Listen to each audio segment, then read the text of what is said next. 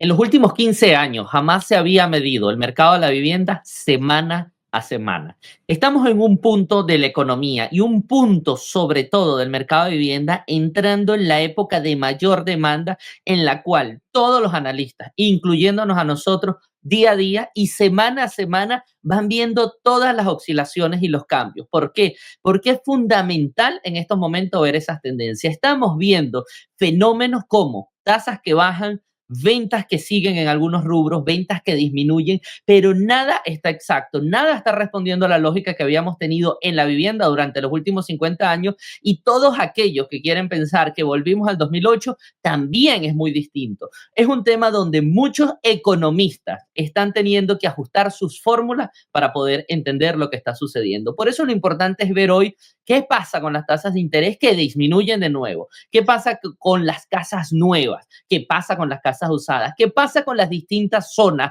dividiendo el país de acuerdo a lo que tiene que ver con el inventario. Todo esto está causando que eso tengamos que ponerle la lupa. No es una regla para todo, no es lo que estás escuchando en la calle, ni tampoco es que el mercado de la vivienda está en su mejor momento. Vamos a analizar con ese detalle, como siempre, el día de hoy para que tú entiendas en qué punto estamos, sobre todo en el tema precios, tasas de interés y algo de lo que tiene que ver con inventario. Muchísimas gracias a todos. Mi nombre es Gabriel Peroso y como siempre estoy acompañado con mi amiga y socia Yenixa Molina, es un gran placer estar con ustedes el día de hoy. Jenny. Un preámbulo que no quise dar cifras porque lo que quiero es resaltar lo difícil que está el mercado. Estamos viendo en YouTube, estamos viendo en los noticieros, estamos viendo en la calle que cada quien tiene como una versión de lo que le conviene o quiere decir, pero nadie te está diciendo qué es, cuál es el macro, cómo funciona cada uno de esos elementos dentro de un gran macro que es el mercado de la vivienda y cómo funciona cada una de las zonas y los productos. Es un punto donde ese gran mercado del real estate se tiene que medir en cada punto específico de lo que tiene que ver con productos, con estadísticas y con zonas. Cuéntanos un poco cómo nosotros estamos viendo el mercado, qué estás observando tú en el mercado y ¿realmente el mercado se está desacelerando? ¿Hay ayuda para los compradores? Fíjate, el mercado sí se está desacelerando y es totalmente cierto que todas las personas que nos están viendo y el público en general quiere respuestas. O sea, la mayoría de personas buscan qué tengo que hacer en estos momentos y no es una respuesta única la que existe. Todo depende como lo que como lo que acabas de decir tú, de dónde deseas comprar, pero sobre todo de qué perfil tienes tú como comprador y cuál es tu deseo. ¿Cuál es tu deseo de inversión? Entonces, no existe una respuesta única a lo que acabas de preguntar, pero sí existen números y tendencias del mercado que son las que nosotros le vamos a presentar a ustedes el día de hoy. Estas tendencias en este podcast van a hablar de unidades usadas, el mercado de vivienda secundario, y como lo hemos dicho siempre, vamos a hablar de a nivel nacional, pero a nivel nacional cada estado se mueve diferente, cada metro es diferente, cada condominio se mueve diferente y es importante que siempre estés de la mano de alguien que sepa cómo se mueve el mercado donde tú vas a comprar o vas a vender. Entonces, comenzando con el primer artículo, es un artículo de Redfin que habla de las concesiones y dice, 44% de los vendedores de vivienda están otorgando concesiones. ¿Qué es una concesión? Una concesión se puede medir de diferentes maneras. La más común es que te dan un crédito, se puede decir, al momento de comprar para que tú lo utilices para gastos de cierre, para bajar tus puntos de interés o simplemente para bajar el efectivo que vas a poner para el gasto de cierre. Otra concesión es la disminución en el precio. Este tipo de concesiones lo vamos a ver aquí en el gráfico, el 44%, que es lo que está sucediendo hoy en día, pero venimos de un 34%, aumentado desde estamos junio del 2024, ha aumentado 10 puntos porcentuales, es bastante lo que ha aumentado el incremento de las concesiones, pero adicionalmente aquí más abajo tengo una gráfica que me muestra las concesiones por tipo. Casi el 10%, que era lo que les quería mostrar, casi el 10% de las transacciones está teniendo tres tipos de concesiones. ¿Cuáles son? Uno, dinero para el cierre. Dos, disminución del precio desde que la unidad sale al mercado hasta que se contrata o se entra en contrato. Y tres, disminución del precio desde que entras el contrato hasta que cierras. Casi el 10% y vemos el aumento que tiene desde junio del 2024, estaba en un 5.6, hoy en día casi el 10% está teniendo este tipo de concesiones.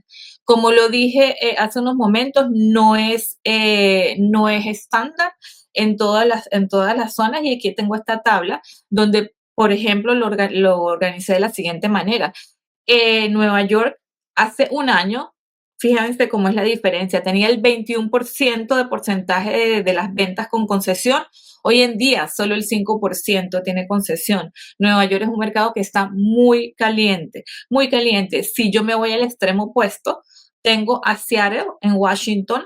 Hace un año el 36% de las propiedades tenían concesión, hoy en día el 71% de las transacciones tienen concesiones. Entonces, dependiendo de tu zona, se va a manejar. Vamos a suponer nosotros que estamos, aquí me muestra la media de Estados Unidos, vamos a buscarla aquí. Estamos a nivel nacional. Hace un año tenían el 39% de las unidades concesiones y bueno, lo dice el artículo, el 44% de las concesiones. Si me voy al siguiente artículo, quiero hablarle de los precios de las viviendas. Al igual que las concesiones, los precios se están moviendo de manera diferente en las ciudades y en 11 de los principales metros que se toman en cuenta como 50 han disminuido los precios de las viviendas. Razones, bueno, sabemos que la asequibilidad, el inventario aumentando, todo eso influye directamente en que los precios bajen. A nivel nacional, si yo hago el promedio del precio, estaríamos aumentando un 2.1% año tras año. Este número, aunque me muestra un aumento, también es una prueba de que los números o el precio a nivel nacional está desacelerándose. Si nos vamos al pago mensual, sigue estando en un tope. A nivel nacional, el promedio es 2.848. Estamos prácticamente igual que el pico, solo $8 por debajo. Y esto es lo que le traigo más importante tanto de las concesiones como de los precios a nivel nacional. Gaby, háblame de las tasas que nos tienes de información. Sí, este tema de las concesiones a mí me llama la atención, Jenny, porque creo, en mi entender, es la corrección de la curva del aumento de precio. O sea, no es que se están dando las concesiones necesariamente por un mercado frío. Es una tendencia de aumento del precio de lista. Si yo listo mi propiedad en 300, luego en 310, luego en 320, luego en 330 y vengo con 2, 3 años donde tenía que ir aumentándola porque era lo que indicaba el mercado. Y llega un momento donde el mercado de cierta manera empieza a corregir ese aumento desproporcionado de precio. Sin embargo, el vendedor sigue la línea. O sea, el vendedor nunca va a decir, se paró la subida de precios, ya no subo más el precio de mis listings. No, él sigue una tendencia y dice, yo voy a seguir, pero llega un punto donde ya nadie está pagando por ese precio y no bajo el precio de golpe, sino que sigo con el listing ahí, pero cuando recibo una oferta o cuando llego al punto de negociar, me doy cuenta que el mercado ya no está aceptando más subida de lista y empiezo a corregir, pero empiezo a corregir como concesión antes de entrar a corregir como precio. En vez de decir que mi unidad de 300 que estaba hace 5 años y ahora la vendo en 400, en vez de decir que mi unidad no vale 420, la pongo en 420, pero le doy ayudas al comprador y termino, es como si la vendiera en 400. ¿Por qué? Porque tengo que dar $20,000 en ayuda o en concesión o en cómo se estructure la negociación para llegar a un precio final de 400. ¿Qué va a pasar? ¿Cuál es el próximo stage? Que esa concesión sí se va a convertir en precio. ¿Por qué? Porque cuando llegue el comparable o cuando ya se empieza a dar cuenta el mercado que los 420 son irreales, el que viene a vender 6 meses después ya dice, no, hay que ponerlas en 400, porque las últimas que se vendieron en 420 terminaron con reducción de precios, terminaron con negociación, terminaron de alguna manera con un precio más bajo, el mercado ya está pagando es 400 y vamos a ver reflejados disminuciones de precios. O sea, estamos en el escalón antes de la disminución de precios. Creo que la concesión es lo que nos está anunciando, como viste, no es en todos los mercados. Puedes ver New York, donde las concesiones eran 20 horas, son 5. Eso quiere decir que ahí los precios van a seguir subiendo necesariamente, pero muchas zonas van a ver la corrección hoy en concesión, mañana en precio. Con tasas de interés, quiero abrir con lo que fue Wells Fargo modificando sus predicciones o su forecast para el 2025 y 2026. Es interesante ver que no modificaron de una manera importante, pero siempre es bueno ver esta fuente. Esto viene de, ellos toman datos del Departamento de Comercio, de la Asociación de Constructores, la Asociación de Realtor, los mismos economistas de Wells Fargo, son de diversas fuentes para llegar a sus conclusiones. Aquí el punto, hay mucho en el cuadro, pero lo importante aquí es que ellos toman el precio de la vivienda. ¿Cómo va a ser el precio de la vivienda en 2025 y 2026? Pueden ver aquí en la parte de abajo, están viendo un 3% creen que va a aumentar la vivienda. Vieron en el podcast pasado que hablamos que Zillow decía que iba a disminuir un 1.7% los precios de vivienda. Wells Fargo no lo ve de la misma manera. Wells Fargo todavía ve un aumento positivo del 3% y en el 2026 ve un 3.9%, un 4%. Básicamente, ellos siguen con mucho optimismo en cuanto al tema de los precios. Esto nos descarta una vez más esa posibilidad de burbuja o de pérdida de precios de los últimos 5 años que se estaban hablando cuando gente tan seria como Wells Fargo nos los está diciendo. Adicionalmente, en cuanto a tasas de interés, podemos ver que su predicción 2025 está en 6.29. Actualmente estamos un poco más altos que eso, pero quiere decir que ellos el segundo semestre lo están viendo mucho más positivo desde el punto de vista de tasa de interés, lo que ayuda a superar la barrera de asequibilidad que nos venimos enfrentando desde los últimos año y medio, 2 años. Y en el 2026 ya ven que la tasa de interés ellos la tienen en 6.20, 6.19. Eso quiere decir que ven un 2026 mucho más positivo desde el punto de vista de la estabilidad del mercado, lo que puede ayudarte a la asequibilidad. Aquí nosotros siempre reiteramos, hay que estar preparado, porque si llegaran unas tasas al 6.20 promedio, quiere decir que esas tasas en algún momento del año van a estar en los 6 o en los 5 altos. Al estar en este punto puede ser el mejor momento de refinanciar o de entrar a comprar una vivienda. Eso en cuanto a esas predicciones de Wells Fargo. Ya cuando entramos a ver tasas de interés 6.84, cerraron en la semana que culminó el 25 de abril del 2025, 6.84. ¿Cómo se comportaron las tasas esta semana? Pueden ver 6.98, estuvimos rozando, incluso en algún momento del día estuvieron al 7%, fueron bajando 6.98, 6.94, 6.92, 6.84.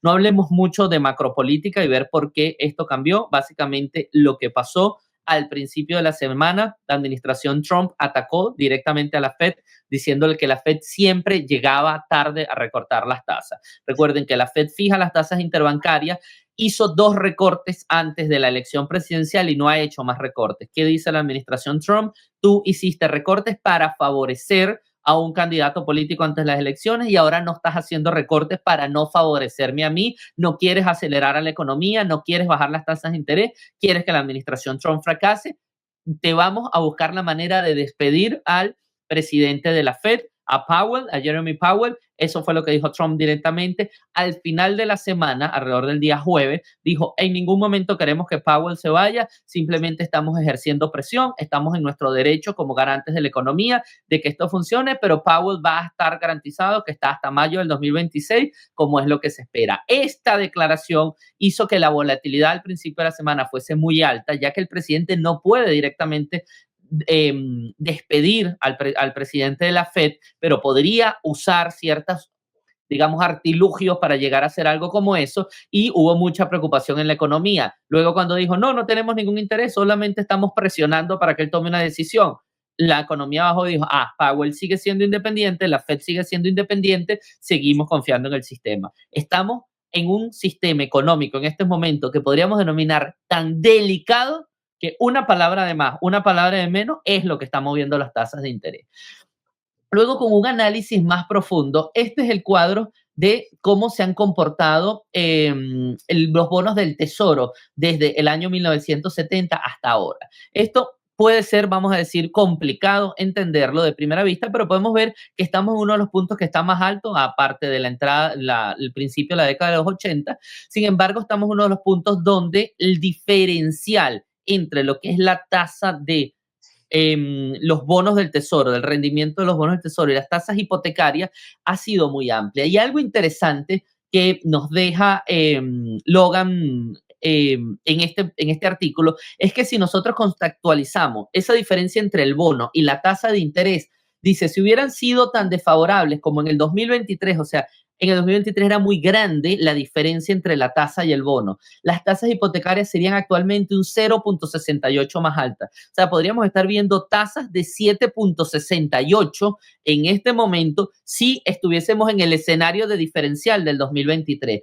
Pero si estaríamos en el escenario del rango normal, o sea, de lo que ha sido la última década, las tasas deberían estar de entre un 0,62 y un 0,82 más bajas. O sea, si nosotros estaríamos en un estado normal de diferencial, la tasa debería ser 6%. Y si estuviésemos en lo distinto que fue el 2023, las tasas deberían estar en un 7,50. Pueden ver lo importante que se está jugando ahorita en la economía en aspectos que no vemos. Muchas veces la gente dice, ¿por qué las tasas no las bajan? Es todo este aspecto macroeconómico que está atrás. ¿Por qué sube y baja el diferencial? Básicamente por la incertidumbre de la economía, esto sube o baja. Una economía con más confianza, los bonos y las hipotecas están más cerca. Una economía con menos confianza, esto se separa. Aquí podemos ver qué es lo que está influyendo en la subida de las tasas de interés y aquí podemos ver justamente la línea azul son los bonos y la línea roja es la tasa de interés. Aquí básicamente es como ese diferencial en algunos momentos es muy cercano y en algunos momentos es más lejano. Eso es lo que tenemos, Jenny, en tasas de interés, un poco la explicación de lo que ha sucedido. Seguimos en tasas positivas para lo que genera la incertidumbre del mercado. Creo que estamos en muy buenas tasas. Así es, ahora Seguimos, sé que continuamos. están las ventas tocadas en este momento. Cuéntanos sobre las ventas. Sí, continuamos con las ventas y qué es lo que ha sucedido con las ventas de viviendas usadas o viviendas existentes. Han disminuido y tenemos un artículo donde dice que ha llegado a 4,02 millones en marzo y esto es una caída del 2,4% interanual. Es una caída considerable. Adicionalmente, cayeron un 5,9% respecto a febrero. O sea, es en ambos sentidos, mes a mes ha caído y año a año ha caído. Eso nos da a intuir cómo se está moviendo el mercado, diríamos, de una manera lenta. Y otra información que tiene este artículo que quería compartir con ustedes es los meses de inventario que tenemos en el mercado. Los meses de inventario me dan a mí a entender si estoy en un mercado de compradores y de vendedores. Y esta gráfica nos muestra cómo estamos hoy en 2025, es la línea roja. Tenemos 4 meses de inventario en el mes de marzo. Y si lo comparamos con el 2019, habían 3,8 meses de inventario. Eso quiere decir que a nivel nacional tengo más inventario que antes de la pandemia y ellos estiman por cómo está funcionando la entrada de unidades al mercado y la velocidad con la que se están vendiendo, que para finales del 2025 vamos a probablemente tener 5 meses de inventario. ¿En qué se traduce eso? Eso se traduce en mayor oportunidades para los compradores. Por lo tanto, lo que hablamos hace unos momentos de concesiones, esas tendencias de concesiones, se van a mantener, inclusive incrementar, como lo hemos dicho, depende de la ciudad donde estés, cómo va a funcionar ese número, pero a nivel nacional vamos a tener más inventario. Tenemos aquí lo que diríamos el reporte de la ANAR y vemos aquí la cantidad como ha disminuido a 4,020,000, pero lo que más le quiero mostrar acá es cómo se comporta el, el incremento en el precio por rango del valor de las propiedades. Y fíjense, desde un valor de 0 hasta 500,000, el incremento de precio año a año del 2024 a este año ha sido prácticamente cero. Tenemos en las unidades de 0 a 250,000 han bajado los precios, de 250,000 a 500,000 se han mantenido y de 500,000 a más de 1 millón han aumentado. 500 a 750 solo 3,8%, luego más de 750 8,6 y más de 1 millón 13,8. Esto es un poco inverso a lo que estamos acostumbrados. Estamos acostumbrados a que mientras más sube el precio, quizás el incremento es menor, pero no está sucediendo así. Hoy en día, esto es como están funcionando los números. Adicionalmente, en este artículo hablan también de las ventas, que las ventas caen al nivel más bajo desde marzo del 2009 y la oferta alcanza su nivel más alto desde el 2016. Pero adicionalmente, lo que trae este artículo que me parece interesante compartirlo es que él muestra las tasas de interés desde el 72 y habla que la normalidad que debería o que debería existir, estamos hablando desde casi 6 por ciento hasta un poco por encima del 8%. Es lo que él llama normalidad. Y que este periodo es un periodo en el que nosotros nos acostumbramos a tener los intereses o los intereses hipotecarios bajos, que no es lo normal en la economía americana si lo miramos desde 1972.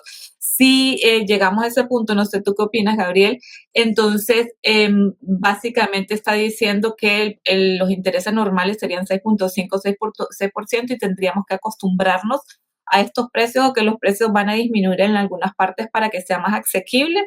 Pues realmente, como lo dijiste tú, es algo difícil de prever. Este futuro es difícil de saber qué es lo que va a suceder, porque además viene ligado a muchos movimientos políticos y que influyen directamente en los precios y en las tasas de interés. No sé qué más tienes que agregar a este Sí, comentario. sí, Jenny, no quites el gráfico. Ahí hay algo que hay que entender, importantísimo. Sí, estamos en vamos a hablar ya de como un sistema, digamos, social, en el cual las redes sociales y la manera en la que la información viaja hoy es alarmante y es de la foto del momento. O sea, Sí. las ventas bajaron, los intereses bajaron. Y así no funciona el mundo, ni nunca ha funcionado de esa manera, ni nunca ha progresado de esa manera. Si yo hoy digo, y pongo un ejemplo muy tonto, a mí me duele hoy esta muñeca, yo diga, me duele esta muñeca, eso es artritis, posiblemente yo vaya a quedar en una silla de ruedas, mañana estoy en una silla de ruedas y voy a morir muy joven. Eso es terrible. Muy posiblemente no me pare hoy de la cama, decida no tener hijos, mañana llame a mi trabajo y diga yo renuncio porque me quedan 15 días de vida porque este dolor de muñeca se transforma en eso. Eso es lo que vemos hoy en las redes. ¿Qué pasa? Yo puedo decir, tengo dolor de muñeca, eso se puede transformar en que tengo una baja de vitaminas, que hice un mal movimiento, y llego a una conclusión que es simplemente esto es un episodio normal en una persona de mi edad o en una persona que durmió así o lo que sea. Y no pasa nada, es un episodio. Hoy en día nosotros estamos viendo que las tasas de interés suben. Esto se va a acabar, las tasas de interés no puede ser, estamos en una economía que... No, señores, esto es un ciclo que va a desembocar en algo. ¿Qué pasará si las tasas de interés bajan, Jenny? Inmediatamente entran millones de compradores al mercado y se acaba el inventario. Y nosotros sabemos que el inventario está 4 millones históricamente abajo. Pero entonces la gente toma la foto de lo siguiente, tasas de interés altas. La economía es un desastre, con esas tasas de interés nadie compra. Por otro lado, otro toma la foto de este ángulo hacia allá y lo que nos dice es, el inventario está en sus máximos históricos. Con este inventario los precios se van a venir abajo. Entonces, wow, es mucho inventario. No, son tasas muy altas. Luego viene otro y dice, el mercado de lujo está destrozando lo que tiene que ver con Miami. Entonces, si nosotros vemos todas esas fotos, lo que hacemos es pensar que el dolor de muñeca se va a convertir en la muerte. ¿Qué pasa? Si las tasas de interés bajan, no hay inventario suficiente. Entonces, ¿qué es positivo? Que las tasas de interés bajen poco a poco, mientras el inventario sube poco a poco, mientras recuperamos el tiempo perdido. En el podcast que viene vamos a ver cómo los constructores están construyendo vivienda. ¿Por qué? Porque hay obsolescencia y viviendas de más de 100 años que tienen que desaparecer del mercado y adicionalmente se necesita porque las viviendas necesariamente tienen que ir aumentando porque la población crece y porque las ciudades se van conformando de estas nuevas viviendas. Entonces, ¿qué pasa? Ese inventario es positivo porque bajan las tasas de interés. Si las tasas de interés bajaran sin inventario es un desastre. Si los inventarios suben sin tasas de interés es otro desastre. Entonces, esos son los razonamientos macros que hay que ver. ¿Qué pasó durante todo este tiempo de tasas de interés bajas? Veníamos de un sobreinventario del 2010 y con esas tasas de interés pudimos absorber todo el sobreinventario. Entonces, por eso habían tasas bajas. Las tasas bajas no eran porque eran positivas necesariamente, era porque el ciclo de la economía tenía que acelerar la compra de viviendas excedentes del año 2010. Se acabó ese excedente, incluso estábamos en un déficit. Luego viene la pandemia, destroza todo y seguimos en el déficit. ¿Qué tenemos que ver? Que si las tasas bajan, tenemos que tener inventario suficiente. Por eso busca especialistas, busca a alguien que te lo explique en la gran fotografía, en 360, que veas todo el contexto. Porque si solo veo uno, termino en alarma completa, total y absoluta. ¿Algunas palabras de cierre para el podcast, Jenny? Sí, continuando con lo que tú estás diciendo, Gaby. Pedir un consejo o tomar un consejo de la red social es como pretender ir al médico y que te dé una receta sin que te revise siquiera si tienes la presión alta o un examen de sangre. No, o sea, muchas personas dicen, es que quieren que compre. es que quieren que vende. No, no, no, no. Yo no sé cuál es el mejor consejo para ti. Yo estoy diciendo cómo está funcionando el mercado a nivel nacional y dónde tiene sentido o no tiene sentido comprar. Pero la decisión de si tú puedes comprar, número uno, depende de ti y el consejo debe de ir de alguien que te ha tomado la presión, que sabe dónde está financieramente tú establecido y de esta manera sí puedes o no puedes comprar y si es conveniente o no compres o comprar o no comprar en la zona que tú quieres. Entonces, el resumen de todo esto es, tienes que ir a una persona especialista en el aire, tienes que exponer tu situación y tienes que buscar el mejor consejo para tomar la decisión. Si a mí me pregunta, si a Yenixa Molina le preguntan qué quieres hacer, si yo tuviese dinero en el banco para comprar una propiedad, hoy yo no dejo el dinero en el banco, yo lo invierto. Y para mí el bien inmueble depende de dónde vayas a comprar, pero hay muchas zonas que es seguro hacerlo. Entonces, mi consejo para ti es busca un experto, comunícate con él y toma la decisión basado en lo que esta persona te diga y la ubicación donde tú deseas invertir. Nosotros estamos a la orden, contactarnos es muy sencillo, abajo está el link directamente a nuestro WhatsApp y bueno, estamos aquí para darles, como te dije, nuestro mejor consejo. Es así, Jenny. Por último, quiero hacer el símil con lo que hace Warren Buffett en la bolsa de valores. En estos momentos, Warren Buffett ha acumulado efectivo como nunca antes en la historia. Vendió muchísimas acciones que no le parecían que iban a ser rentables y acumula el efectivo. Muchas personas piensan, Warren Buffett, ¿qué está haciendo? Resulta que esa también es una decisión de compra. La decisión de no comprar es una decisión de comprar.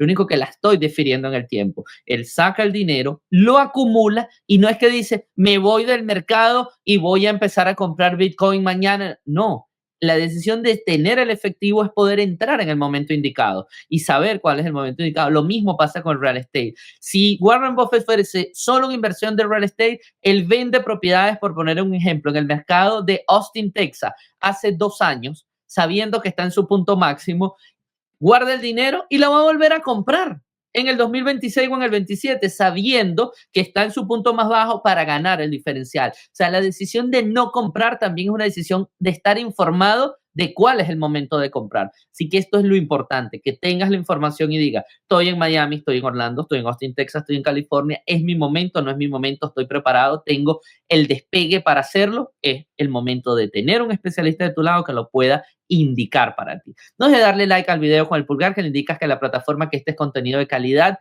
Por favor, te agradecemos que lo compartas para que mucha más gente se pueda informar de esto y por supuesto suscríbete a nuestro canal donde tenemos 4 podcasts a la semana trayendo muchísima información del mercado real estate en los Estados Unidos. Muchísimas gracias una vez más. Invierte en Miami Real Estate. ¿Y dónde vivir en Miami Real Estate? Transparencia total.